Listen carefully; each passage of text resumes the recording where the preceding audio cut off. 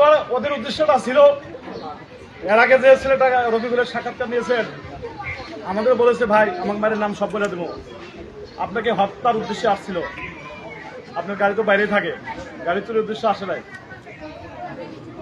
আলিয়া সাদ তার বাহিনী নিয়ে আমার ঘরে ঢুকে, এর আগে আমি সাক্ষাৎকার দিয়েছি, আমার মোটরসাইকেল, গাড়ির কাগজপত্র, ব্যাংক চেক, দলিলপত্র এবং নগদ 7,33,000 টাকা, 7 লাখ আমার আলাদা ক্যাশ আর 33,000 টাকা হচ্ছে আমি যে পরের দিন আমার গরিব দুঃখীদের মাঝে বিলাবো। এখনো দেখেন খেজুর মুড়ি সবই আছে। তো এই ঘটনা না সারতে আমার ইউনিয়ন থানা বিএনপি আমার কোনো খোঁজ খবর নেয় না। আমার বাড়িটা দেখতে আসলে শুধু সরকার মোহাম্মদ রবিউল ইসলাম আসছিল, মৌলভাই আমার বাড়ির সাথে সে আমার খোঁজ খবর নেয় নাই, ইউনিয়ন বিএনপিকে আমার খোঁজ খবর নেয় নাই। ঠিক কালকের রাত্রে, কালকের দিনে ওইটাকে ধামাচাপা দেওয়ার জন্য আমাদের এখানে লোকাল পোলাপান কিছু কাজ কাম করে, মহল্লা মেম্বার এবং তার ছেলে পুরা ইউনিয়ন ডাইকে নিয়ে আসা তাদের উপর আক্রমণ চালায় এবং এরা ফেসবুকে পোস্ট করছে যে এটার আক্রমণের মূল উদ্দেশ্য আমি এটার মাস্টার মাইন্ড। অথচ আমি ঘরের মধ্যে শুয়ে আছি, আমার লক্ষ লক্ষ টাকা হারাইছে, আমার গাড়ি হারাইছে, আমি নিরাপত্তাহীনতায় ভুগতেছি, আবার আমি অর্ডার দিছি। যাই হোক, কালকে রাত্রে গ্রামবাসী মোকাবিলা করছে, আর গত রাত্রে যে ঘটনা আমার গাড়িও পাক, আমার উপর শুধু মানে মানসিক টর্চার করে নির্যাতন করে এরা ক্ষান্ত হননি। আমাদের 4টা ট্রাক চলে ইয়ার্ডের ট্রাক, মহল্লা মেম্বারের নেতৃত্বে ইব্রাহিম এবং তার মহল্লার বেটা স্বপন, আলী আকবর, হেলাল, এদের নেতৃত্বে আমার ট্রাকগুলা বন্ধ করে দেয় এবং সেটা পুরোবারে রেখে দেয় আমি, যে থাক ওখানেই থাক, 2 মাস বন্ধ থাক, সমস্যা নাই। কিন্তু তাদের মনে যে এই উদ্দেশ্য ছিল আমি জানি না। রাতে 11টার সময় আমার ড্রাইভারকে সবুজ আছে না, শাকিল? হ্যাঁ সবুজ আছে, শাকিল আমার 2টা গাড়ির ড্রাইভার বলতেছে আমরা তো টিফিন নিয়ে আসছি, গাড়ি পাইতেছি না। বললাম বলো কি? বলে আপনি একটু খুঁজে বুঝে দেখ, আমার যদি হালাল টাকা হয় আমি পাবো। যাই হোক, আমি রফিক কাকাকে ফোন দিলাম, সরকার মোহাম্মদ রবিউল ইসলামকে ফোন দিলাম, লেবু ভাইকে ফোন দিলাম, সবাইকে জানাইলাম, তুমি একটু সিসি ক্যামেরা চেক দাও।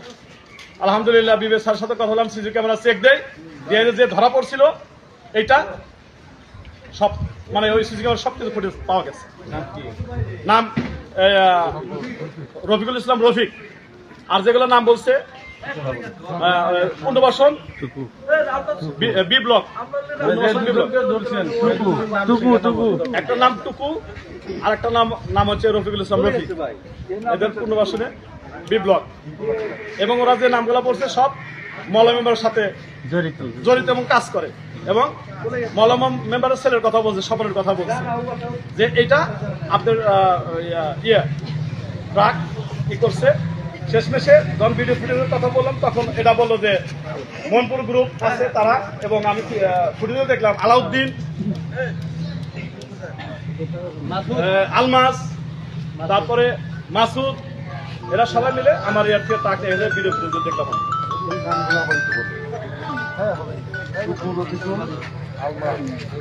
আলমাস, পুনর্বাসন যে কুখ্যাতের সন্ত্রাসী আলিয়া সাহেবের নেতৃত্বে যে সমস্ত চুরি ডাকাতি হচ্ছে, আমরা এটা প্রতিরোধ করার জন্য একটা কমিটি করেছি। সেই কমিটিকে আমরা যেদিনকার মসজিদে বক্তব্য দিছি শুক্রবারের দিনে, ওই দিনকার মসজিদে টেবল চুরি করছে।